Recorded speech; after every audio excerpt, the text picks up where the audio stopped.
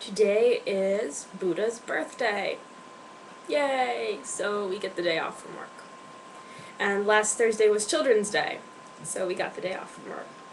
But Friday and Monday we had to work because that's how Koreans do their holidays. Some people got extra days off, like my friends at a different school. They got Thursday and Friday off, but they still had to work on Monday. But everyone gets Buddha's birthday and Children's Day off. I meant to do like this giant update. I went to Busan for the weekend and I got back. The most eventful thing in Busan though was that I got this raging sinus infection. So while all of my friends were out having fun, I was in our hotel, asleep, high on drugs, trying not to die. We did get to go to the aquarium, which if you're ever in Busan, you really need to go to the aquarium. It's pretty nice. And now it's a really nice aquarium. I'm kind of an aquarium connoisseur. It's a really nice aquarium.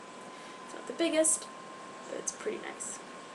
They have sunfish, the ocean kind. You don't really need anything more in your aquarium if you have sunfish. Oh, and we went to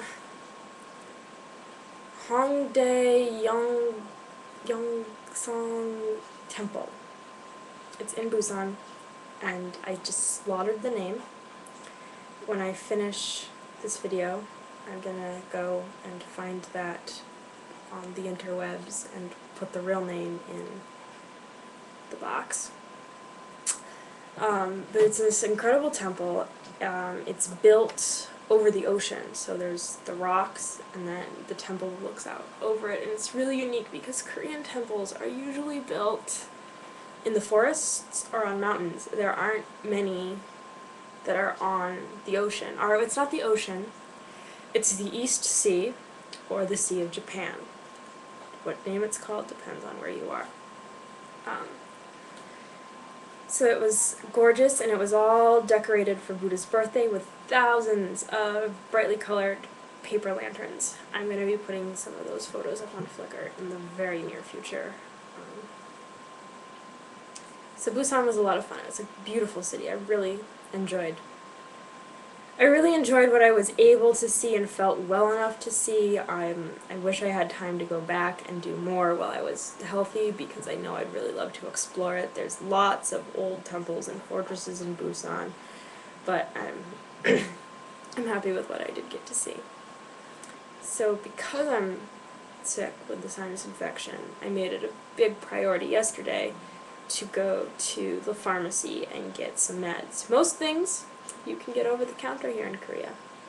God help you if you want to know what they are, if you don't speak Korean.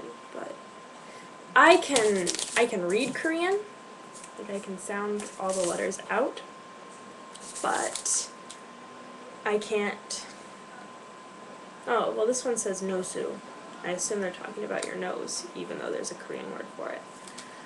So you go into the pharmacy and you play charades with the person.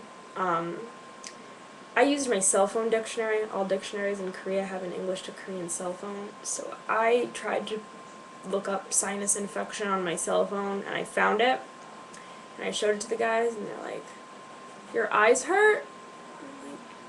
I'm like, no, here. And they're like, "Oh, okay." So I don't know what the cell phone dictionary was telling them, that sinus infection said something about my eyes. But I got this. Koreans love giant pills. Every pill that I've ever gotten has been ginormous. And they have daytime and nighttime. I think I'm going to take the nighttime ones, but I'm a little concerned because the daytime ones knock me out pretty good. And there are still kind of things that I want to putter around and do in the apartment, and I'm afraid that the nighttime ones will really put me down for the count, but I have to take them with food, and my stomach's full now. I didn't want to cook, so I walked across the street to a kimbap shop and got bibimbap for $4. It's fantastic. Eating out here, it's so cheap and it's so easy. especially if you just want kimbap or pizza, because it's everywhere, it's cheap, and it's so convenient.